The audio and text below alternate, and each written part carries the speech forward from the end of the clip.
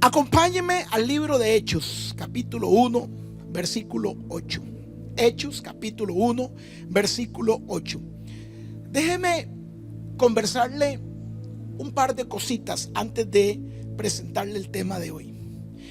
Esta semana o en estos días atrás estuve en una reunión con un caballero. Este señor es economista, es filósofo y es politólogo. Él tiene 3 carreras en toda su vida, 3 carreras académicas en las cuales se ha graduado: economista, filósofo y politólogo. Es un señor que tiene aproximadamente 78 años de edad. Su nombre es Dennis Picot. Y estuve con él hace unos días atrás en una reunión donde fui invitado por asuntos de conexiones, de empatía, de cariño y del favor del cielo. Estuve invitado en una reunión donde habían empresarios, políticos, líderes sociales, líderes cooperativos de nuestro país, Costa Rica, y en medio de todo ese montón de líderes determinantes que dirigen el destino financiero, el destino de la educación, el destino de los valores, el destino del país, bueno, estaba el hijo de su madre ahí sentado en medio de esa reunión, por la gracia de Dios. Este señor Dennis Picot, dentro de los cargos que ha ostentado en la vida, él ha sido por mucho tiempo, desde la época del presidente George W. Bush, él ha sido parte del gabinete de las finanzas de los Estados Unidos. Este señor, además de ser parte de los asesores del gabinete de finanzas de los Estados Unidos, él también profesa la fe cristiana. Y nos estaba comentando dentro del taller que él estaba dando en estos días, que estuvo hablando un poco acerca de la perspectiva, de la cosmovisión política del mundo en los próximos 10 años, la cosmovisión financiera del mundo, la cosmovisión social del mundo. Un taller bastante interesante, que de hecho fue un taller de las 9 de la mañana hasta las 4 de la tarde, donde estuvimos compartiendo, recibiendo dirección, recibiendo información, recibiendo conocimiento para prepararnos, porque hay que prepararnos a lo que viene a través de herramientas que tenemos que invertir estando en ellas. Y este señor nos decía que dentro de los análisis financieros mundiales que se han hecho, tanto dentro de los Estados Unidos como fuera de los Estados Unidos, la humanidad ha venido desde el 2007, mucho antes, pero en el 2007 la humanidad comienza una aceleración en la afectación de las finanzas mundiales. A partir del 2007 los Estados Unidos y otros países del mundo, Europa y Asia, comienzan a tener una transformación financiera que no se había dado en muchísimos años a través de la humanidad. Y comienza a darse inicio, 2007, 2005, 2004, comienza a darse inicio a una bola de nieve, vamos a llamarlo de esa manera, una bola de nieve donde las finanzas del mundo comienzan a tener una afectación y un retroceso. La devaluación mundial, las guerras, las diferentes crisis sociales, políticas de los diferentes países, la transformación de nuevos gobiernos, centroizquierda, pensamientos de apertura, y el mundo comienza en una aceleración que trae una afectación directa sobre la economía. Sumado a esto, ya vinieron algunas enfermedades y la cereza del pastel viene a ser esta pandemia mundial. Dentro del análisis que nosotros los mortales posiblemente no conocemos, los que estamos viendo ahí las noticias locales, escuchando la radio local, los que vivimos a veces más preocupados por revisar el Facebook que por revisar algunos documentos de mayor relevancia, olvidamos o no sabemos o ni siquiera entendemos. Y este hombre decía: la economía del mundo y la economía de los Estados Unidos tienen un ciclo de aproximadamente 10 años, donde si no se hace una reforma económica, el mundo va realmente a sufrir un quebrantamiento financiero demasiado fuerte como para poder seguir adelante. Es entonces, escúcheme lo que le voy a decir, que cuando el presidente Donald Trump está a punto de salir, él piensa que va a seguir en el poder. Donald Trump manda a llamar a todos sus asesores y les pregunta a ellos cómo está la economía de los Estados Unidos, y ellos le dicen: está mal. Podemos oxigenarnos, podemos hacer algunos préstamos, podemos hacer algunas inversiones, podemos hacer algunas conexiones, presidente Trump, pero la economía de los Estados Unidos está mal. Lo querramos aceptar, o tal vez lo quiera aceptar usted o no, o alguna parte de la gente que nos pueda escuchar, seguir, apoyar o criticar. Los Estados Unidos es un país que cuando dio su nacimiento, el fundamento filosofal de los Estados Unidos de Norteamérica es un pensamiento filosofal basado en la palabra de Dios, en la Biblia. Los fundadores de la nación de los Estados Unidos era gente que creía en los valores y en los principios de la palabra de Dios. Podríamos decir a boca abierta que el 70 o el 80% de los fundadores de los Estados Unidos de Norteamérica podríamos llamarlos cristianos evangélicos. Así, sin ninguna pena, no la tienen ellos, no la podemos tener nosotros. La Constitución de los Estados Unidos fue fundamentada bajo principios, bajo valores de lo que vendría a ser principios y valores a la luz de la palabra de Dios. Con el pasar de los años, generaciones van, generaciones vienen, y como es sabido para por lo menos los que estudiamos un poco el proceso de la evolución del hombre, de la humanidad, de las urbas, de la sociedad, un poco de sociología, nos damos cuenta que Estados Unidos levanta generaciones. Cada generación que se va levantando cada 40 años es una generación que se levanta bajo el principio de esto nos parece un poco religioso. Hay momentos donde nosotros malinterpretamos religión con principios y valores divinos.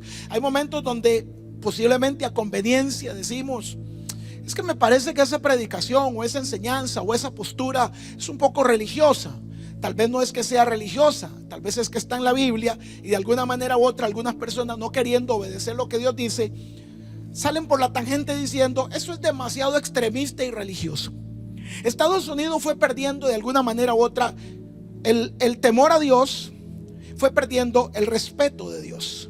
En algún momento en los Estados Unidos, en la constitución política decía que en las escuelas, en los colegios y en las universidades era permitido, el profesor que así lo quisiera podría empezar la clase rezando, orando o leyendo la Biblia, indiferentemente si era católico, evangélico, presbiteriano o cualquier otra rama que tenga que ver con la cruz del Calvario. Hubo un momento en que los Estados Unidos, congresistas y demás líderes de la nación dijeron: no, eso es extremista, eso es dogmático, eso es religioso, y se anuló el hecho de que los Estados Unidos, escuche bien, pudiera tener antes de iniciar las clases un tiempo de oración y de reflexión en la palabra. ¿Sabe qué sucedió? Curiosamente, voy a decir curiosamente de manera irónica, curiosamente, que no había sucedido antes, 3, 4, 5, 6, 7 años después de que los Estados Unidos prohibió el poder orar, el poder adorar, el poder leer la Biblia en escuelas, colegios y universidades. ¿Sabe qué sucedió? Comenzaron a venir asesinatos en masa en los centros educativos de los Estados Unidos. Curiosamente, cuando los Estados Unidos sacó a Dios de las escuelas, comenzaron a venir muchachos con problemas emocionales, y es la historia que usted y yo conocemos de hace más o menos una década, quizás un poquito más, donde comenzaron a venir lo que en algún momento eran noticias escandalosas. Un joven entró con una arma, mató a 10, 12, 15 de sus compañeros. Hoy esa noticia dejó de ser escandalosa en las escuelas, colegios y universidades de los Estados Unidos. ¿En qué momento los Estados Unidos, en qué momento el asesinato en masa en las escuelas, colegios y universidades comenzó a formarse como parte de la vida? Hoy estudiantes en los Estados Unidos van con temor a las clases. Eso no sucedía hace 10, 15 años atrás, porque antes de empezar a la clase había una palabra de fe, había una palabra de valores, había una palabra de principios, había una oración. ¿Eran perfectos? No, pero no estaban las matanzas. No sé si me estoy dando a entender. Aquí es donde la gente dice: ustedes son demasiado fanáticos. Pero aquí es donde las evidencias me dicen que cuando yo saco a Dios de una familia, que cuando yo saco a Dios de una institución, que cuando yo saco a Dios de un país, nada bueno le puede pasar a esa persona, a esa familia, a esa institución o a ese país. Y es entonces, queridos, ustedes que me están siguiendo ahorita en este conversatorio predicación, que los Estados Unidos comienza a cerrar una puerta y a cerrar otra y a cerrar una y a cerrar otra, hasta el punto en que la gran nación a nivel mundial comienza a convertirse ya no en el número uno. Estados Unidos deja de ser el número uno en muchas cosas a nivel mundial, y otras naciones comienzan a levantarse y a superar a los Estados Unidos, al punto que hoy los Estados Unidos ya no es aquella potencia. Lo es y no lo es.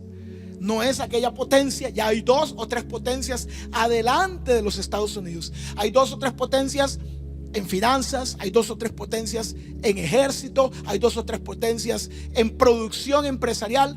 Ya hoy los Estados Unidos no son lo número uno.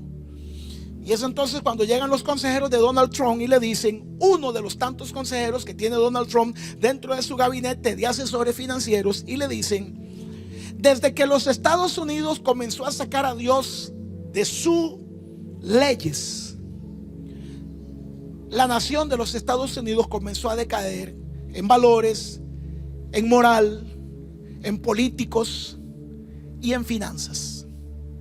Voy a hacer un paréntesis.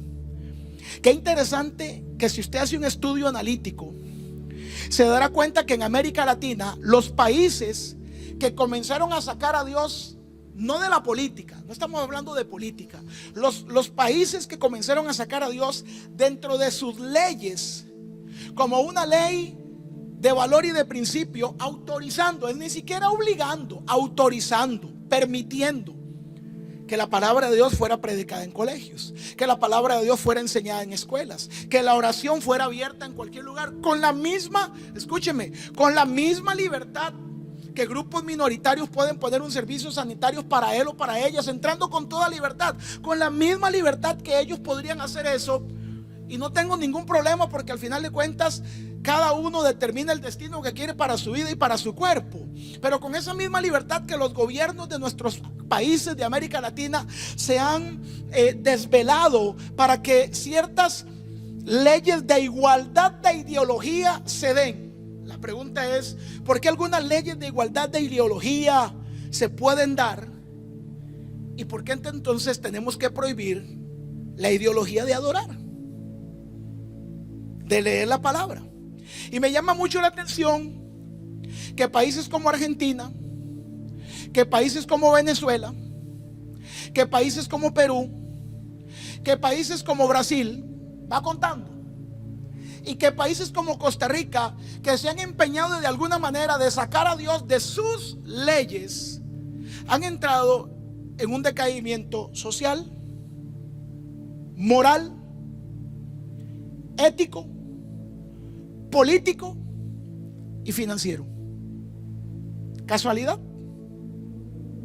o profecía? Los asesores de Donald Trump le dicen: desde que los Estados Unidos sacó a Dios de sus leyes, Estados Unidos comenzó a recibir un quebrantamiento moral, social, ético, político y financiero.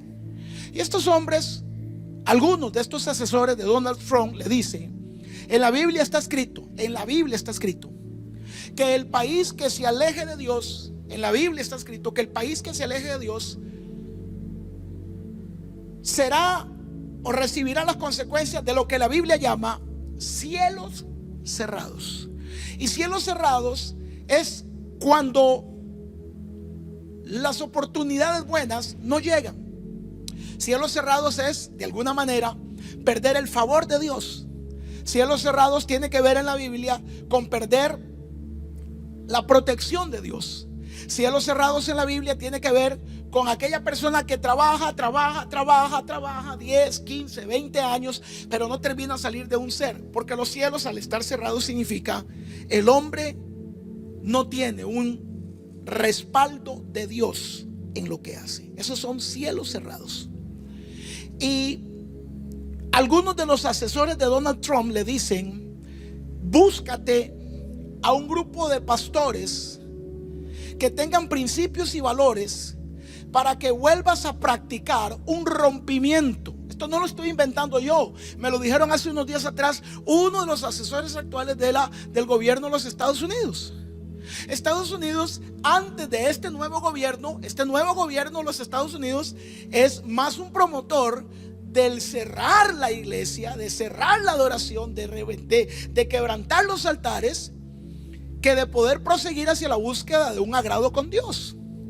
Y entonces estaban buscando hombres y mujeres que pudieran traer un rompimiento espiritual para que los cielos, atención a esta palabra, para que los cielos fueran abiertos sobre los Estados Unidos. Este testimonio o esto que le estoy comentando no me lo está diciendo un apóstol, un profeta, un evangélico, un padre, un sacerdote. Me lo está diciendo un economista, filósofo, politólogo. Y este hombre dice: Estados Unidos necesita volver a ganarse el favor de Dios. Y este hombre nos dice dentro de su conferencia: vienen días, atención a esto, queridos cristianos, porque es de donde me voy a tomar para predicar. Vienen días donde esto no es una guerra de pensamientos filosóficos o ideológicos de izquierda o derecha. Esto no se trata de republicanos contra demócratas. Esto no se trata de pseudocomunistas con pseudocapitalistas. Esto no se trata de un asunto de defender los gustos de las minorías o de defender los derechos de la mayoría. Esto no se trata de si aquellos poquitos quieren casarse entre ellos o si este montón dicen no se deberían de casar. Este hombre dice algo muy tremendo. Esto es una guerra de reinos. Esto es una guerra de reinos espirituales. El reino de las tinieblas contra el reino de la luz. Esto no es un asunto ideológico, político, social. Esto es un asunto meramente espiritual. Y este hombre nos dice dentro de la conferencia qué posición espiritual, no ideológica, no de pensamientos, no política, qué posición espiritual, qué tipo de relación espiritual tenemos con el Dios de la luz. Porque hoy cada día se demuestra más que nunca que hay una guerra de reinos. Hay una guerra, estos reinos han provocado una guerra de culturas. Esta guerra de reinos ha provocado una guerra de ideologías. Unos defienden la vida y otros dicen que la vida no vale nada. Unos defienden la familia y otros dicen que la familia no vale nada. Unos defienden a los niños y otros dicen los niños simplemente son un bien, un intercambio, un medio para ser feliz. Es una guerra de reinos. Y por eso, con esta introducción y este conversatorio prédica que estoy haciendo el día de hoy, que me interesa mucho que me preste atención, yo quiero llegar a un punto, y es tú y yo,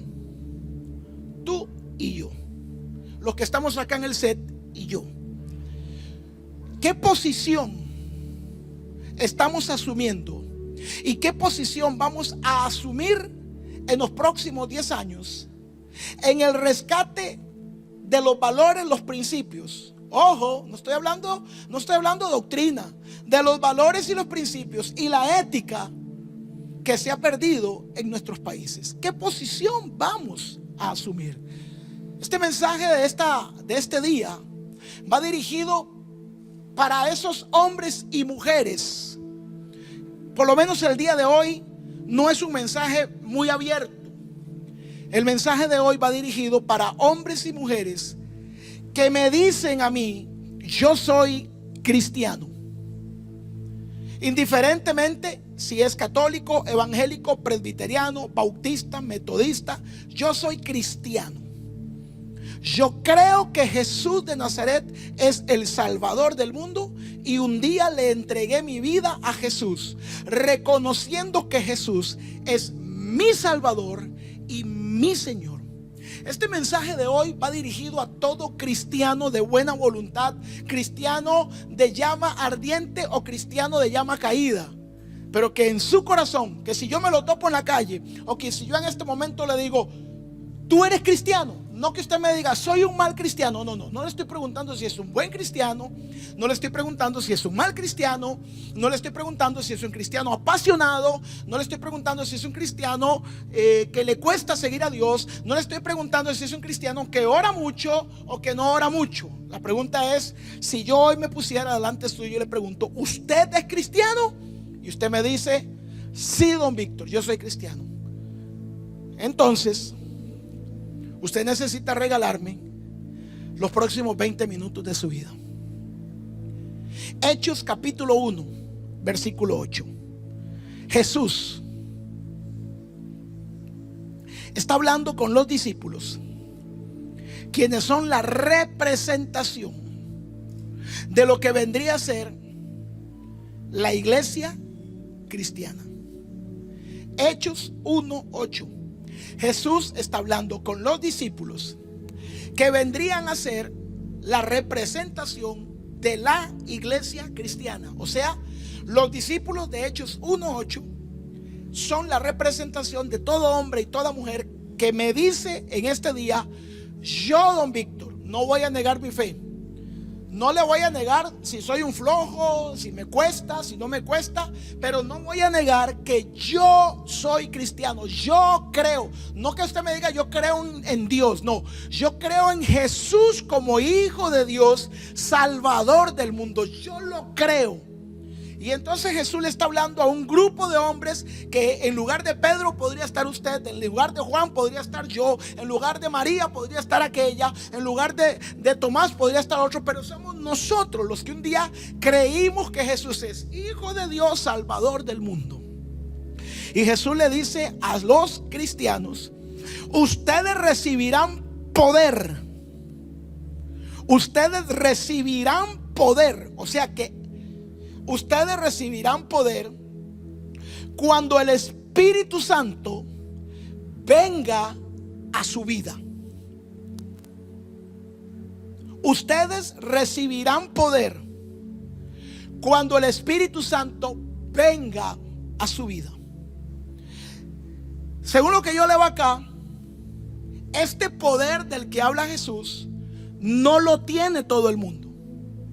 Este poder del que habla Jesús, y ya le voy a hablar más específicamente cuáles son los beneficios o las manifestaciones de este poder que habla Jesús.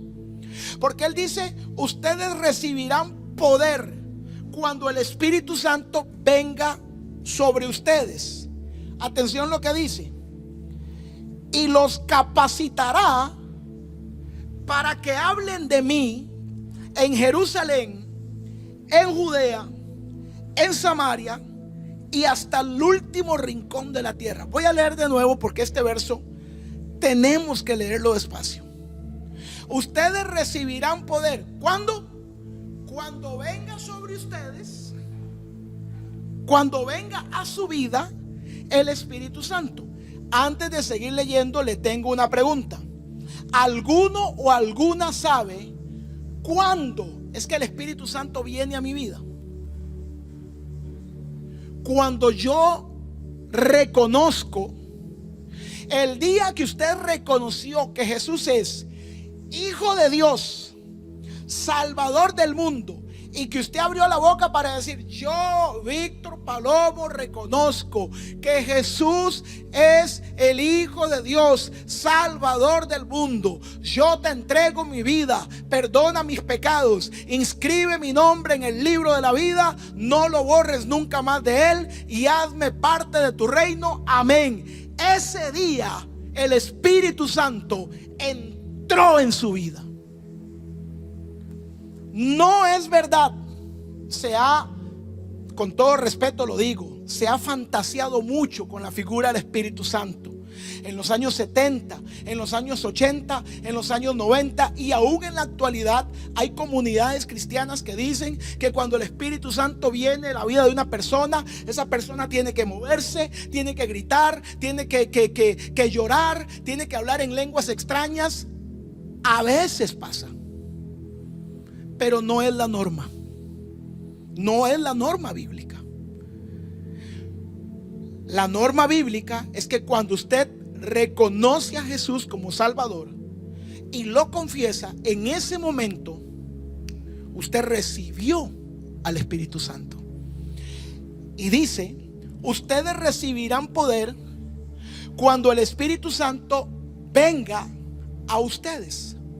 En otras palabras, si usted y yo hemos reconocido a Jesús como Salvador, tenemos al Espíritu Santo. Por ende, el poder que habla Jesús no es el poder del Espíritu Santo, es el poder del cielo dado a los hombres a través de Jesús por medio del Espíritu Santo. ¿Me dio a entender? El poder que el hombre tiene es el poder del cielo dado a los hombres por medio, ganado por Jesús a través del Espíritu Santo. Tenemos poder. Marcos capítulo 16, versículo 17, por favor, acompáñeme. Marcos 16, 17. Vea lo que dice: y estas señales acompañarán a los que tengan el poder del Espíritu Santo. ¿Están leyendo conmigo despacio? Estas señales acompañarán a los que tengan el poder del Espíritu Santo. En mi nombre expulsarán demonios. Esas son las manifestaciones del poder.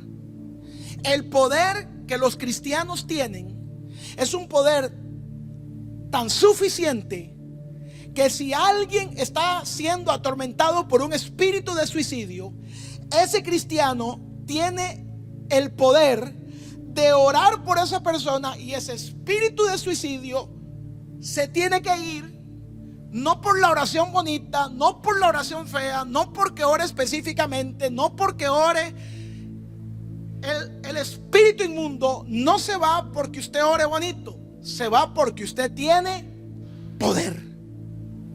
Dice: estas señales acompañarán a los que tienen el poder del Espíritu Santo. En mi nombre expulsarán demonios, hablarán en idiomas desconocidos. Verso 18: tomarán en las manos serpientes y no les hará daño, y si bebieren cosa mortífera no los matará. Si por accidente beben veneno, o si sus enemigos les dieren bebidas con veneno, no les hará daño. Por eso vaya, vacúnese tranquilo.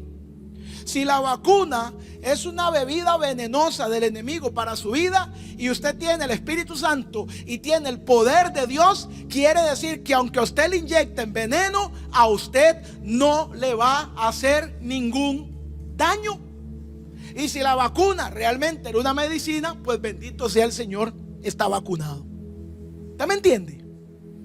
Ha habido todo un conflicto, señores, aquí en el set. Los cristianos andan en un conflicto: ¿me vacuno? ¿No me vacuno? Vacúnese. Si el Espíritu Santo está en usted, usted está lleno de, y si está lleno de poder, la protección de Dios está en su vida. Vea lo que sucede con la gente que está llena de poder, que tiene poder. Tomarán en su mano serpientes y no les harán daño. Si bebieren cosa mortífera no los matará. Si por accidente beben veneno o sus enemigos les dieran bebidas con veneno, no les harán daño. Pondrán sus manos sobre los enfermos y los curarán. Y los curarán. Ahora bien, no sé si estoy dando, los que están acá, que son gente muy inteligente y analítica, no sé si me estoy comunicando bien. Quede claro cómo un cristiano tiene poder. O sea, quiero quedar claro en algo. El poder no viene porque usted vaya una semana de ayuno. El poder no viene, está muy importante. El poder no viene a la vida de un cristiano porque usted sea apóstol, profeta, evangelista, pastor o maestro. ¿Estoy siendo claro? La Biblia no dice, estas señales acompañarán a los que sirven en la iglesia. La Biblia no dice, estas señales acompañarán a los líderes de una iglesia. La Biblia no dice, estas señales acompañarán solo al pastor de una iglesia. No dice solo, no es solo. Estas señales acompañarán solo a los apóstoles. ¿Sabe por qué le digo esto? Porque con 25 años de estar sirviendo a Dios y 30 años de vida cristiana, me he dado cuenta que los cristianos que están del púlpito para acá o del púlpito para allá, asumieron que el poder de sanar enfermos, asumieron que el poder de echar fuera demonios, asumieron que el poder de hacer cosas sobrenaturales era exclusivamente para apóstoles, profetas, evangelistas, pastores y maestros. Que el poder era para el líder del pastor, para el líder de alabanza, para la líder de la danza, para el líder de los consejeros. No sé si me estoy dando a entender. Los cristianos asumieron que el poder del Espíritu Santo o el poder del cielo venía a su vida el día que ellos fueran líderes de una congregación. Que el poder de Dios es exclusivo para el que pasa los 9 meses de la ruta, de la academia, de la escuela ministerial, del instituto bíblico, y que cuando usted se gradúa de la academia, se gradúa de la ruta, se gradúa de la escuela bíblica, se gradúa del instituto bíblico y le dan el carnet, ese día los cristianos dicen, ahora sí tengo. Pero entonces asumieron, muchos de los que se sientan en las sillas, en las butacas, asumieron que ellos son cristianos, pero no tienen poder. ¿Cómo lo sabe, pastor? Bueno, vuelvo, reitero, porque en 25 años de servir a Dios son decenas de cientos y podría decir de miles de cristianos, buenos cristianos, gente con 10, 15, 20 años de haber tomado a Jesús como Salvador, que me traen a un amigo y me le dicen, pastor, le traigo a mi amigo para que usted ore por él, porque mi amigo está enfermo. Son cientos, decenas, centenas de testimonios de cristianos que tienen una buena vida, que me dicen, pastor, necesito que venga al hospital a orar por un amigo o un familiar. Porque de alguna manera u otra ellos han asumido, o no sé si es que el diablo los ha distraído, de que el poder, este poder, ¿o yo para qué sirve este poder?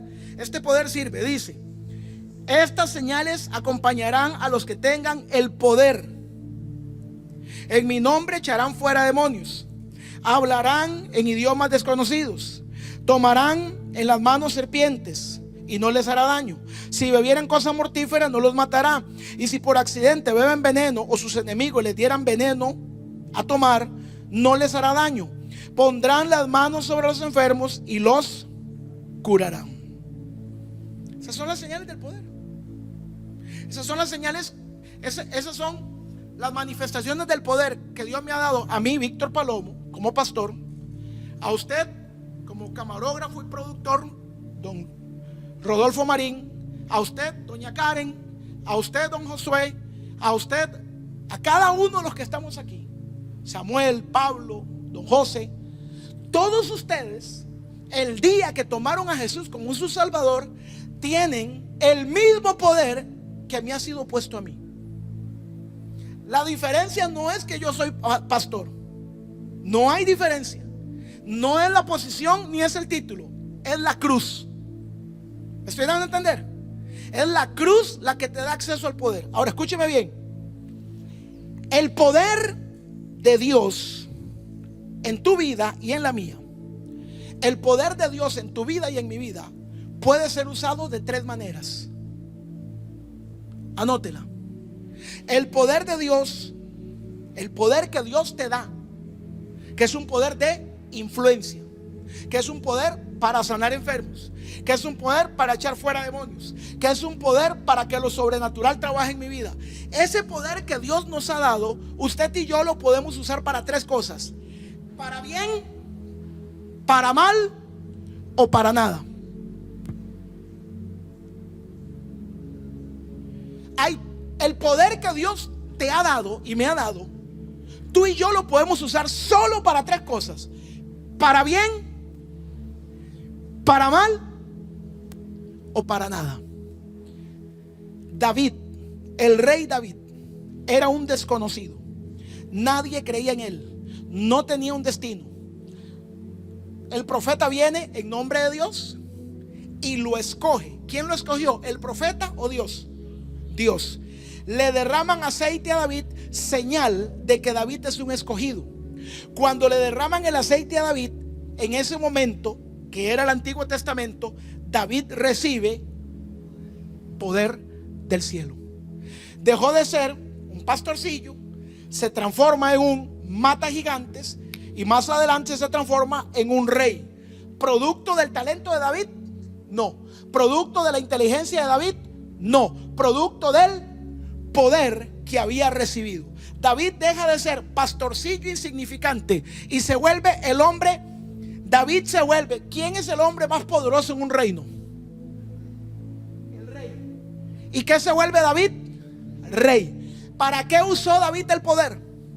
Para atraer a un soldado, para meterle guaro toda la noche, para agarrar la mujer del soldado y para mandar a matar al soldado el día siguiente en la mañana. ¿Para qué usó David el poder? Pero era un poder dado por Dios. Y lo usó para mal. Israel está en una crisis de los más grandes que ha vivido. 3 años y medio que no llueve. 3 años y medio donde las cosechas están cerradas. El pueblo anda distraído e indiferente con la adoración a Dios. Y Dios tiene un hombre al que lo ha llenado de poder. Este hombre tiene el poder de convocar masas. Cuando él dice: voy a predicar, voy a hablar, voy a ministrar, miles de personas venían donde él estaba. Este hombre tiene el poder de sanar enfermos. Este hombre tenía el poder de echar fuera demonios. Este hombre tenía el poder que cuando él se paraba en un monte y decía: no llueve sino por mi palabra, no llovía. Este es un hombre que tenía el poder para decir: a partir de este momento los cielos se abrirán y comenzará a llover. ¿Y sabe qué pasaba? Llovía. Es un hombre que tenía el poder para pedirle a Dios sustento sobrenatural. ¿Y sabe qué pasaba? Sustento sobrenatural llegaba. Israel está pasando un tiempo de crisis. Las familias se están perdiendo. Pónganme atención aquí todos. Las familias se están perdiendo. Israel se está cayendo. La sociedad se está cayendo. La gente está enferma. Israel está endemoniada. ¿Sabe qué hizo este hombre con el poder que Dios le dio? Lo agarró, lo metió en una bolsa y él se metió en una cueva por 6 meses. Ok. ¿Para qué sirve el poder? Según lo que le estoy diciendo, el poder de Dios sirve para 3 cosas. El poder de Dios sirve para 3 cosas: para bien, para mal o para nada. Acabamos de ver que el rey David usó el poder que Dios le dio para mal.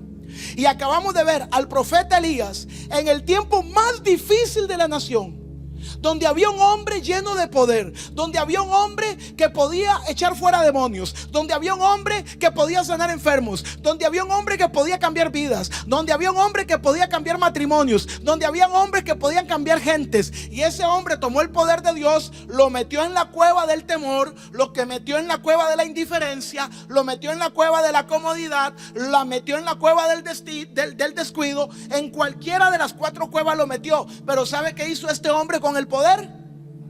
Nada.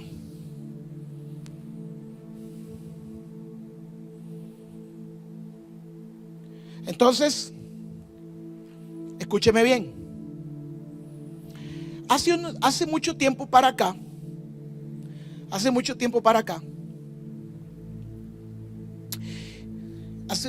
acá, no sé, 4 o 5 años para acá, diferentes tipos de cristianos en Costa Rica, en Pérez Celedón, en San José, en Guanacaste, en Guapiles, en Punta Arenas. Escuchen lo que le voy a decir. Hace un tiempo para acá, un grupo de cristianos, me los topo. No es que me llegan, no es que de repente, pero sí ya con el pasar del tiempo son muchos.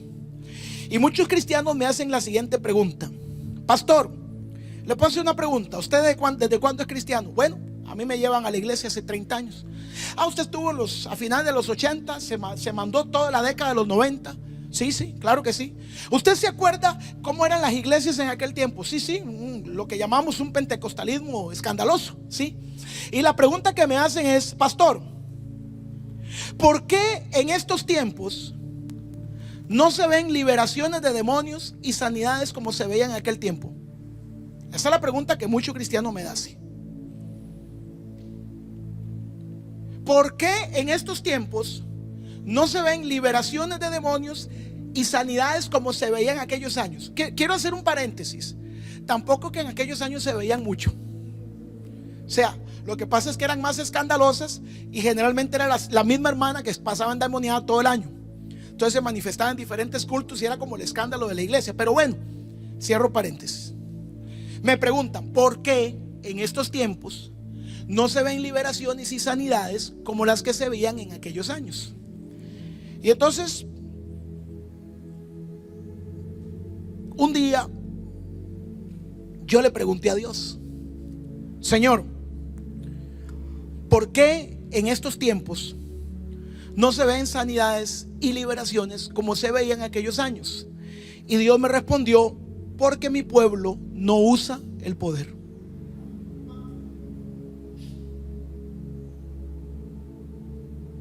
Eso me respondió Dios. No me dijo, oiga la respuesta de Dios, ponga atención a la respuesta de Dios. Dios no me dijo: porque mis pastores no usan el poder. El Señor no me dijo: porque mis apóstoles no usan el poder. Dijo: porque mi pueblo no usa el poder. Vuelvo entonces a lo que decía al inicio del conversatorio enseñanza. Los cristianos asumieron que los portadores del poder era el pastor y su equipo de líderes. Porque los cristianos, no sé en qué parte de su cabeza tienen que el liderazgo es el pastor y el equipo pastoral. Cuando el pastor dice: hoy voy a hablar un sermón, y comienza el pastor a exhortar a los líderes, la gente del pueblo vuelve a ver al hermano de la alabanza, vuelve a ver a los líderes del equipo pastoral, y desde la silla la gente del pueblo dice: hoy les están dando duro para que aprendan. Porque la gente que está en el pueblo, la gente que está en la feligresía, asume o entiende que líderes son aquellos que se paran en el altar, líderes espirituales. Yo le puedo hacer una pregunta. Yo tengo claro quién es el líder en la iglesia o en la comunidad de fe que yo pastoreo. Si usted me dice: ¿quién es el líder de la comunidad de fe que usted pastorea? El pastor. ¿Quién es el líder del equipo de alabanza? Fulano de tal. ¿Quién es la líder de la escuela, de la iglesia de niños? Fulana de tal. Eso estamos claros. En la iglesia hay un líder y hay líderes. La pregunta que le tengo que hacer: ¿y en su casa quién es el líder? ¿Y en su familia quién es el líder? ¿Y con sus hijos quién es el líder? Porque entonces nos sentamos en la iglesia, nos sentamos en el culto, nos sentamos en el desarrollo del culto y decimos: En esta iglesia, oiga lo que decimos, en esta iglesia, antes, me dicen los cristianos, antes yo veía más liberaciones y más sanidades. Y entonces muchos cristianos dicen, pero en las iglesias eso se dejó de ver, porque mi pastor y los líderes de mi iglesia no oran por los enfermos, no echan fuera demonios. Y entonces yo hoy le tengo una pregunta. ¿Y usted cuántos endemoniados ha liberado en los últimos 10 años? ¿Y usted por cuántos enfermos ha orado en los últimos 10 años? Porque ya le acabo de explicar a la luz de la palabra que el poder que está en mí está en ti. Entonces, si el poder que está en mí para echar fuera demonios y sanar enfermos está en ti, ¿por qué yo lo tengo que hacer y tú no? Me dice mucha gente, se me ha arrimado mucha gente y me dice, cristianos, no gente nueva, cristianos viejos, se me arriman cada cierto tiempo y me dicen, pastor, martillo de guerra es muy lindo, pero yo veo que aquí usted no hace el llamado a salvación. Cristianos de 10 y 15 años. Yo le tengo una pregunta a esos cristianos. ¿Y usted lo hace en la calle? ¿Y usted lo hace con sus amigos? Porque el llamado de salvación, escúcheme, yo quiero hacerle una pregunta. ¿Cuántas veces usted vio a Jesús haciendo llamado de salvación en sus predicaciones? Jesús enseñó a sus discípulos. Oiga lo que Jesús les dice. Oiga lo que Jesús les dice. Hechos 1:8. Ustedes recibirán poder del Espíritu Santo. Ustedes recibirán el poder del Espíritu Santo y los capacitará para que hablen de mí en Jerusalén, en Judea, en Samaria y hasta lo último de la tierra. Escúcheme. Jesús le dice a sus discípulos, y ustedes pondrán la mano sobre los enfermos y sanarán. Y ustedes pondrán la mano sobre los endemoniados y serán libres. Y ustedes le hablarán a la gente de salvación y la gente vendrá a los pies de Cristo. Ustedes, Jesús no hacía llamado en los cultos. Jesús no hacía llamado en sus reuniones, porque Jesús entendía que sus discípulos hacían eso entre semana. Por eso las iglesias de hoy, querido amigo, se están secando, porque el cristiano con costos, como decía un viejo y querido amigo allá en aquellos años, guitarrero, metalero César Barrientos, con costos se arriman a la iglesia pateándose a pescozones las nalgas. Entonces, ¿qué pasó con el poder del Espíritu Santo que está en ti? ¿Cómo tú me vienes a decir a mí, no veo que hagas el llamado? Y durante todo un año de congregarte, tú no trajiste una sola persona nueva a los pies de Cristo. ¿Por qué me cobras una factura a mí? ¿Por qué le cobras una factura a nuestros líderes y no te la cobras a ti cuando tú también eres portador del mismo poder para los mismos milagros y las mismas sanidades? Ahora, déjeme decirle algo. Yo no sé en qué congregación usted se congrega, pero donde yo me congrego, nosotros vemos sanidades todos los fines de semana. Donde yo me congrego, yo veo liberaciones todos los fines de semana que tenemos culto, o no, los que estamos aquí. Yo he visto durante todo el tiempo que tengo de congregarme en Martillo de Guerra, durante todo el tiempo que tengo, he visto paralíticos levantarse, endemoniados se libre. Ahora se la voy a poner fácil. ¿Qué le parece que yo haga un culto para traer liberación de demonios? En Martillo de Guerra hay 10, 15, 20 líderes, lo digo sin ninguna pena. En nuestra comunidad de fe hay 10, 15, 20 líderes que pueden orar por los endemoniados y echarlos fuera. ¿Qué le parece si yo hago un culto para echar fuera demonios? Pero ¿sabe qué pasa? No me traen invitados.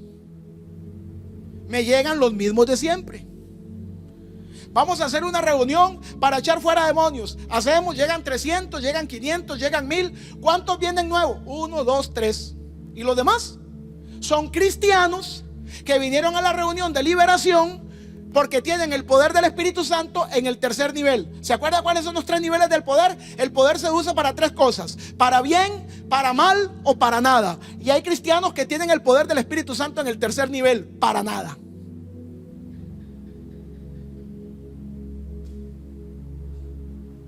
Entonces, le dije en la introducción que vienen días donde hay una guerra de reinos. Le tengo una pregunta. El pastor ora por los enfermos en la iglesia, en el culto, en el templo. El pastor ora por los endemoniados en el culto, en el templo. Pastor, ¿puede venir al hospital? Pastor, ¿puede venir a mi casa? Le tengo una pregunta. El pastor hace, los líderes de la iglesia hacen lo que tienen que hacer en el tiempo de culto, Pastor Jairo. La pregunta es, ¿y quién va a orar por los enfermos de su casa cuando el pastor y los líderes de la iglesia no puedan? Y usted que conoce gente que ha sido amarrada con hechicería y con brujería, usted que conoce gente con espíritu de depresión, usted que conoce gente con espíritu de desánimo, usted que es cristiano, que tiene a Jesús en su vida, que tiene el Espíritu Santo, por ende tiene el poder, yo le pregunto, ¿y usted cuándo va a ir a orar por esa persona? ¿Se da cuenta?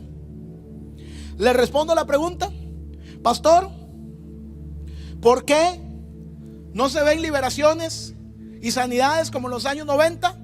Porque, mi querido amigo, los cristianos están usando el poder del Espíritu Santo en el tercer nivel. Para nada. Botado el poder. Ahora déjeme decirle algo. No sé si le está quedando claro. Esto es muy doloroso. ¿Se da cuenta usted por qué? Oiga, le voy a decir por qué en una ciudad abren un templo nuevo, abren una misión cristiana nueva. Óigame esto. En una ciudad abren una misión cristiana nueva y en vuelta de 2 o 3 meses tiene esa gente, ese grupo está lleno de 80, 90, 100 cristianos que iban a otra iglesia y ahora van a esta. Y eso es lo que tenemos. 80, 50, 100 iglesias en un lugar donde los cristianos van de una para otra, de una para otra. Pero no tenemos un crecimiento real. ¿Por qué? Porque entonces llegan las cristianas, van al salón de belleza, la amiga que les hace las uñas o la amiga que les hace el pelo está necesitando de Jesús, la cristiana le mete las uñas, la cristiana le mete el pelo, llena del poder del Espíritu Santo, y la amiga que conoce en el salón de belleza, en la tienda, en el mesero, en el restaurante, en el mecánico, el amigo o la amiga, un año después sigue enfermo, con problemas familiares, endemoniado, y si se muere se va para el infierno porque tuvo un cristiano todo el año sentado en esa mesa, en esa silla, en ese taller, que nunca le habló del mensaje de salvación de Jesús. Y lo más fácil, invitarlo a un culto, no lo hizo. Entonces, el poder del Espíritu Santo en la iglesia en este momento está siendo usado en el tercer nivel. Para nada. Hay 3, y con esto quiero terminar. Hay 3 razones por las que el poder no está funcionando. 3 razones que quiero conversarle en esta noche por las que el poder en los cristianos, no en el pastor, no en el líder. Bueno, dentro de los cristianos hay mucho pastor y líder también. Vuelvo a reiterar, lo que estoy diciendo no lo digo para vanagloria, líbreme el Señor, porque esto no es un asunto de hombres, sino del respaldo de Dios. Pero en la iglesia donde yo me congrego, yo veo sanidades, veo milagros, veo multiplicaciones, veo sobrenaturalidades. Yo lo veo siempre que hay un culto presencial, yo lo veo. Ahora, usted que es cristiano, que me está viendo, usted debería de hacer el uso mínimo del poder. El uso mínimo. ¿Sabe cuál es el uso mínimo del poder? Culto a culto, venir con un invitado. Es el uso mínimo.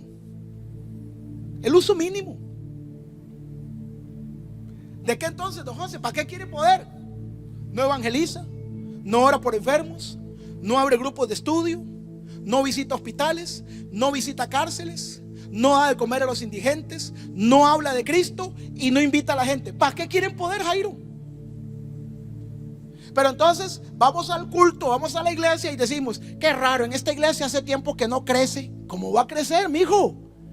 Si usted, que es el primero que debería invitar gente, no trae a nadie. Qué raro, en esta iglesia es una frialdad, aquí no pasa nada, no se liberan demonios, no hay insanidades. ¿Cómo va a pasar si usted es el primero que no ora por nadie?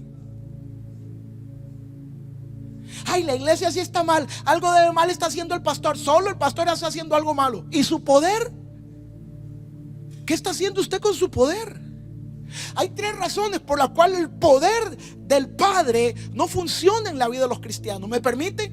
Escúcheme, Juan capítulo 13. ¿Por qué le digo esto? Porque en la introducción de la conversatorio prédica le dije: vienen días donde el reino de las tinieblas va a venir en contra de su casa. Oiga lo que le estoy diciendo. El pastor es el líder, sí, de la iglesia y de mi casa, pero no de su casa. El pastor es el que ora por los enfermos y endemoniados, sí, pero hay un momento en que usted tendrá que estar solo en su casa y tendrá que hacer uso del poder que ya está en ti. Juan capítulo 13 versículo 1 dice: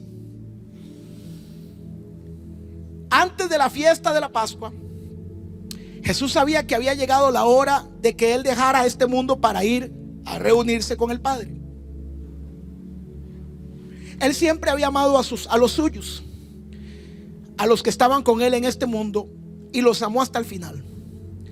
El diablo ya había metido en el corazón de Judas, hijo de Simón Iscariote, la idea de traicionar a Jesús. Jesús sabía que había venido de Dios, que iba a volver a Dios, que el Padre le había dado toda autoridad. Así que mientras estaba cenando, se levantó de la mesa, se quitó el manto, o sea, se quitó el talit, se amarró una toalla a la cintura, echó agua en una palangana y se puso a lavar los pies de los discípulos y a secárselos con la toalla que llevaba en la cintura.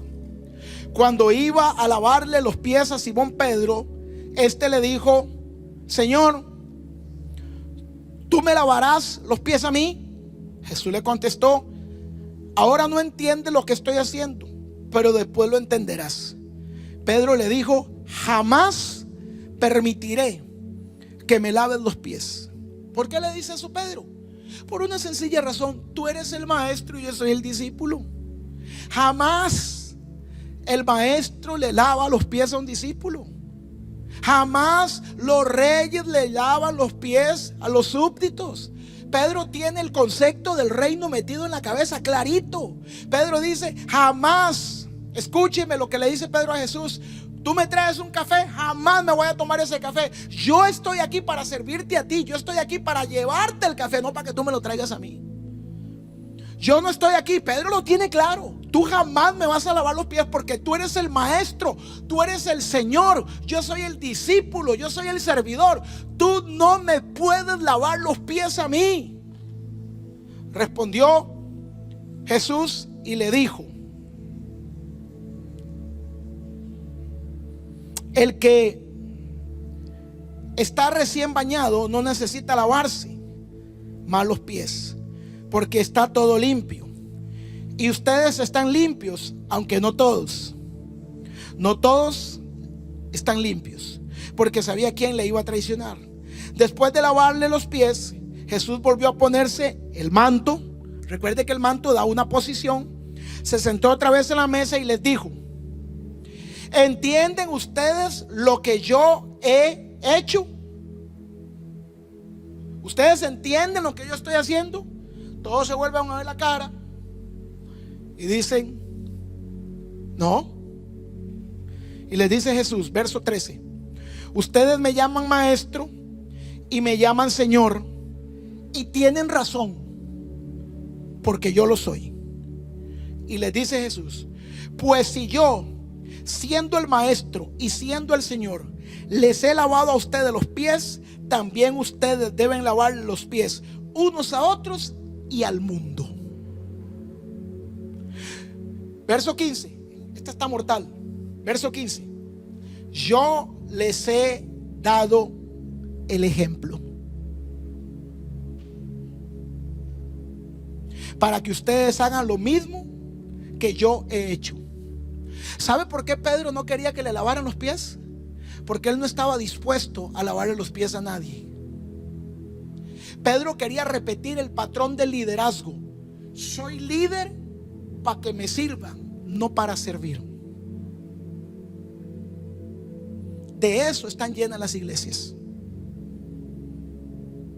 Ahora que soy líder, hace un tiempo atrás recuerdo que necesitábamos acomodar unas iglesias en la comunidad de fe donde nosotros estábamos. Estaba el pastor Jairo por ahí metiéndole afanado, acomodando y limpiando sillas. estaba por ahí mi esposa dándole también. Yo estaba en la oficina atendiendo unos invitados y llamaron a un líder de la congregación y le dijeron: venga, ayúdenos a limpiar. Y él dijo: eso no nos toca a nosotros. Eso no nos toca a nosotros. Eso le toca a los servidores, eso le toca a los sugieres. Nosotros somos líderes cercanos al pastor. Ese hombre hoy perdió ministerio y todo lo demás. No está en nada, en nada. Sus finanzas caídas, su vida caída, sus emociones caídas. Eso no me toca a mí ni a ustedes. Es más, lo reprendió a usted, ¿verdad? Y le dijo: no, deje eso. Usted no ha entendido su posición. ¿Se da cuenta por qué el poder en la iglesia no funciona? Y le dice Jesús: yo les he dado ejemplo. Les aseguro que ningún servidor es más que su Señor, y que ningún enviado es más que el que lo envía. Si entienden estas cosas y las ponen en práctica, serán dichosos.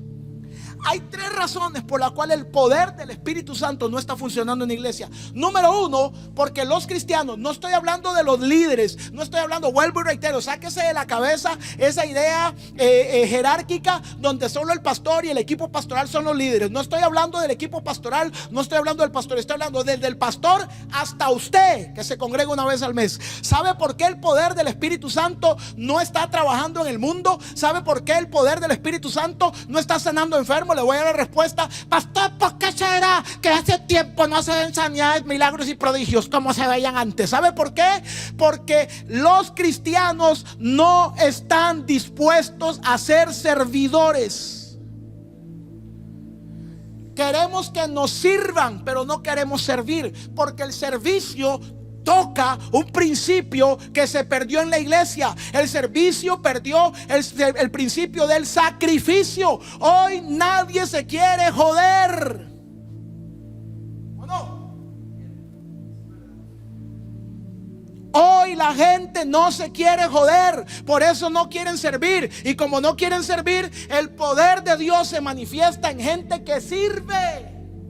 Cuando voy al hospital estoy sirviendo, visito enfermos estoy sirviendo, visito en la cárcel estoy sirviendo, visito indigentes, solo por ello los ministros, les doy una palabra, estoy sirviendo en la casa de Dios, estoy sirviendo en un grupo conexión, puedo orar por la gente en el grupo conexión, puedo presentarles a Jesús en el grupo conexión. Mientras usted más sirva, el poder de Dios más fluye, pero no queremos servir porque no queremos jodernos. Pedro le dice: ¿qué está haciendo? Usted es el maestro, usted es el líder, usted es el cristiano, usted no tiene que joderse.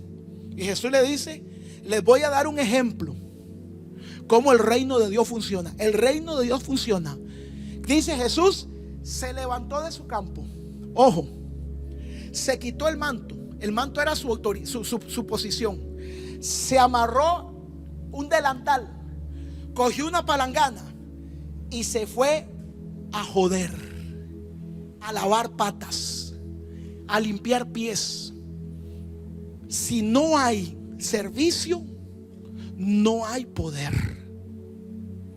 Si tú y yo no nos salimos de la zona de comodidad, si tú y yo, yo tengo un gran anhelo de que Dios me llame al ministerio. ¿Por qué? Bueno, ya ahorita no lo pueden hacer porque está cerrado. Pero ¿cuántos años estuvo el hospital abierto y nunca fuiste a visitar a un enfermo?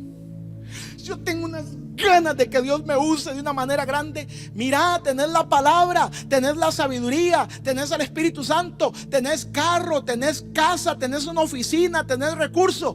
¿Por qué no te abrís un grupo de conexión y predicás la palabra? Orás por los enfermos, escúcheme, antes de yo viajar a las Europas, antes de viajar a Euroasia, antes de hacer una gira de 9 países en una semana y 3 continentes, yo comencé en la sala de mi casa con 14 personas enseñándoles la palabra y orando por ellos.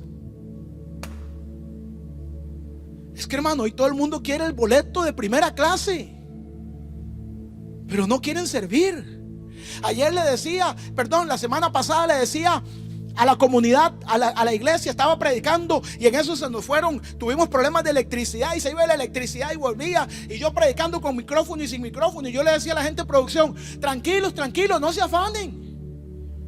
Si a mí con micrófono, sin micrófono me da igual, porque yo comencé predicando en un recibidor de café, sin micrófono, sin luces, sin humo, sin equipo de sonido. Pero hoy, Jairo, hoy, si no hay luces, si no hay sonido, si no hay cámaras, ya es que a mí no me ponen a servir.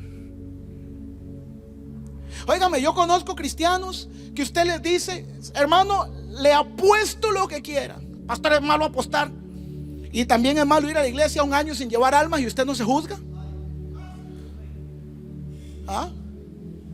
Yo le apuesto lo que quiera, que hay cristianos que usted nunca los ve. Pero si yo mañana les digo: hermano, me gustaría que llegue un lunes a producir la ofrenda, a tirar una palabra, hermano, aquí llegan con el saco y la corbata. Porque entonces ahora sí los llamé a servir. Eso sí es servir. Pero abrir un grupo de conexión, como lo hice yo hace 15 años, con 14 personas, eso no es servir. Eso es joderse. 2. ¿Sabe por qué el poder dejó de funcionar en la iglesia? Porque Jesús, siendo rey, siendo Señor y siendo el maestro, óigame, tuvo la humildad para bajar de posición. Es lo que aquel hermano me decía: no, yo no estoy aquí para limpiar sillas, yo estoy aquí para tal cosa, yo estoy aquí para tal otra. Humildad. ¿Sabe por qué el poder de Dios no está funcionando en la iglesia? Porque los cristianos estamos llenos de ego y no de humildad. Hay 3 cosas que todo cristiano debe sacrificar dentro del paquete de la humildad. Oye, Pastor Jairo, 3 cosas que todo cristiano debe sacrificar dentro del paquete de la humildad. Número 1, mi imagen. Óigame, hay una bendita maldición, no sé, como aquella canción. Hay una bendita maldición de muchos cristianos. Mientras están estudiando y vendiendo aguacates, usted los ve sirviendo. Cuando tienen un título: ahora soy profesional, y los profesionales no servimos, porque ahora tengo otra posición.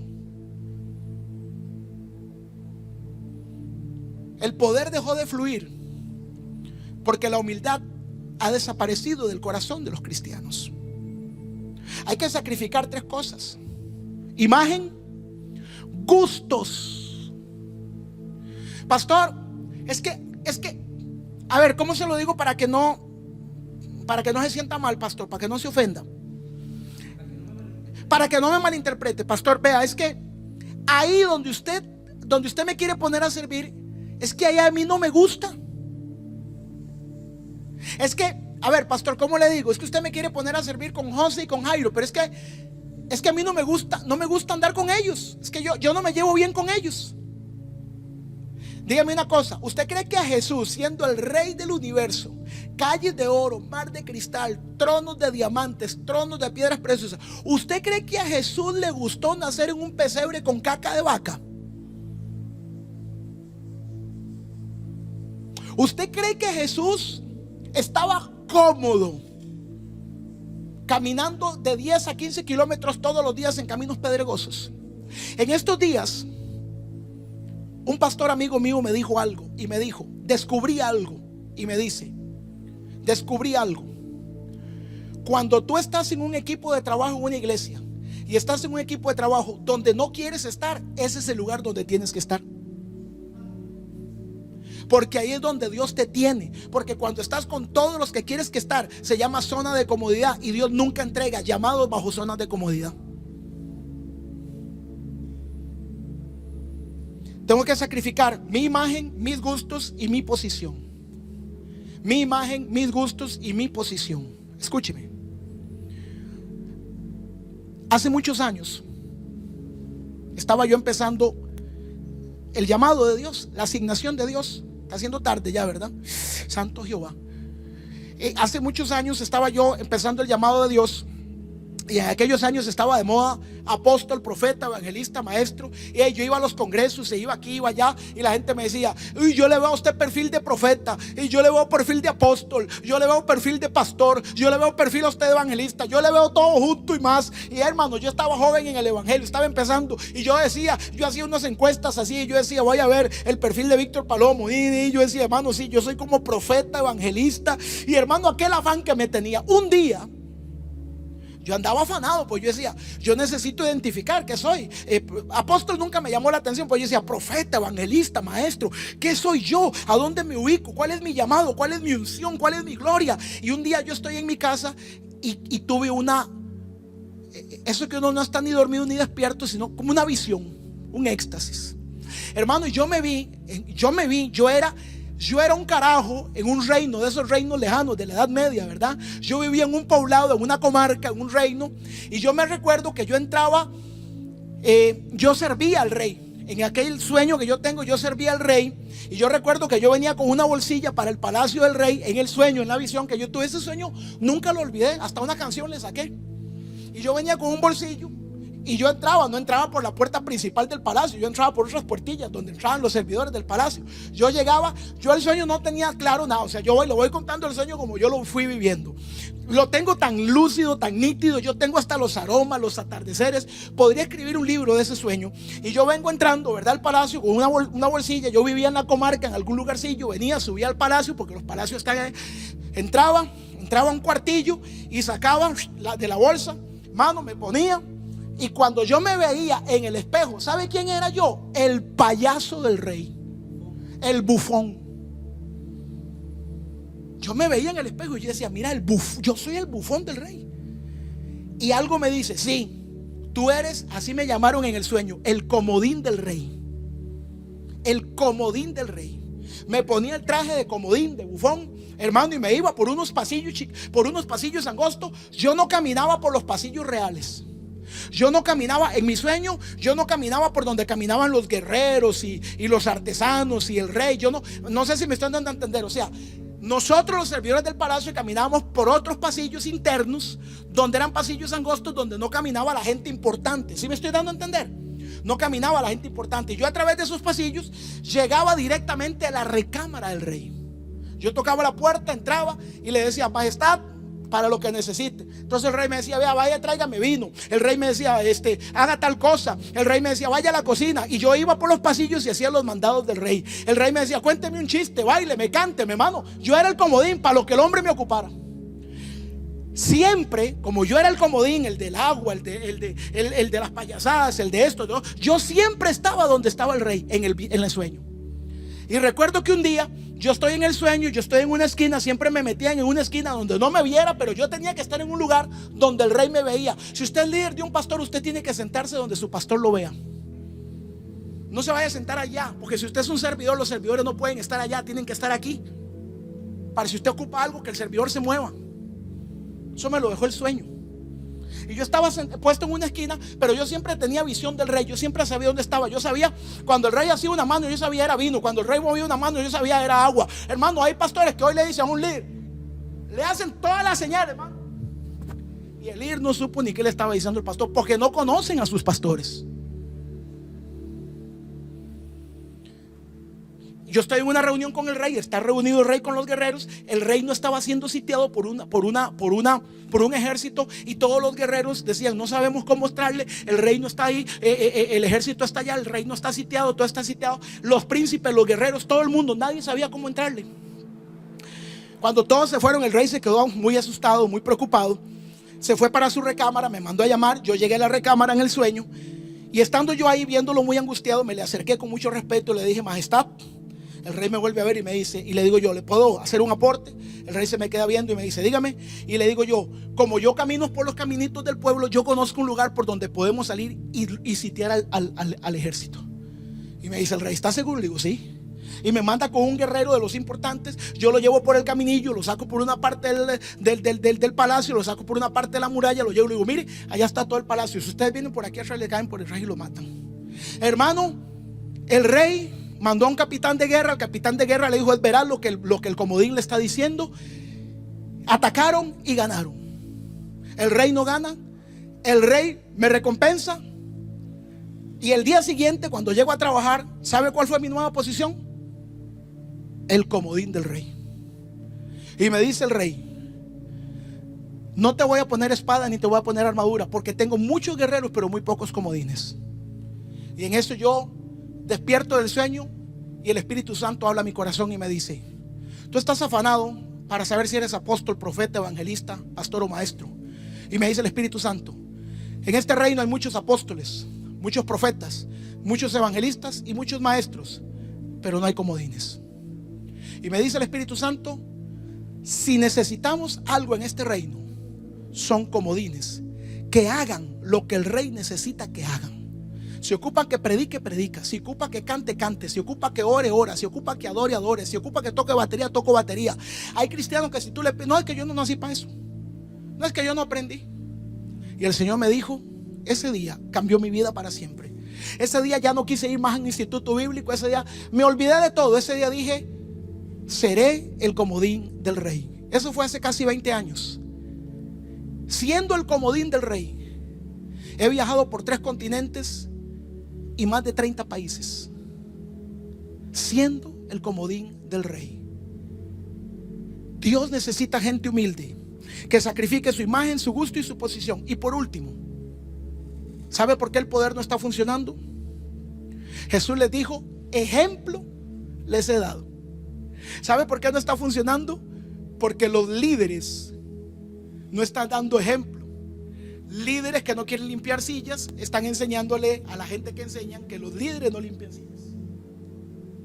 Padres que no se congregan, madres que no se congregan, familias que no buscan de Dios, le están enseñando a sus hijos que buscar de Dios no es importante. Jesús les dijo: yo les he dado ejemplo. Y dándole ese ejemplo, desató el poder.